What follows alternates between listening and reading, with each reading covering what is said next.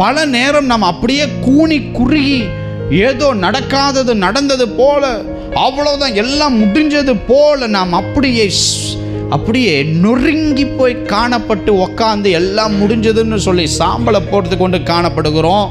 கர்த்தருக்கு உன்னுடைய நடக்கைகள் பிடிக்கவில்லை, தயவு செய்து மாற்றிக்கொள்.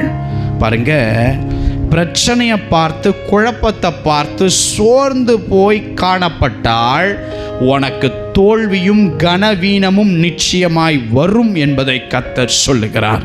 ஆனால் அதுவே பிரச்சனையின் போதும் குழப்பத்தின் போதும் சோர்ந்து போய் நிற்கிற சூழலின் போதும் நாம் இருதயத்தை பலப்படுத்தி கொண்டு சொல்லணும், என்னை நடத்துகிற ஒரு பெரிய தேவன் என்னோடு ஒருவர் உண்டு, அவர் இந்த காரியத்தை பார்த்து கொள்ள வல்லவராய் இருக்கிறார், அவர் சர்வ வல்லவர். எனவே என் பிரச்சனைகளையும் என் தோல்விகளையும் நான் நடந்து கொண்டிருக்கிற இந்த கேடான பாதைகளையும் சத்துருக்களையும் எல்லாத்திலையும் காட்டிலும் அவர் வல்லமையுள்ள ஒரு தேவன் என்று சொல்லி நீங்கள் நினைத்து ஜெபிப்பீர்கள் என்றால் அவர் வல்லமை தாமதிக்காது, அவை உடனே கடந்து வந்து கிரியை செய்யும். ஹல்லேலூயா!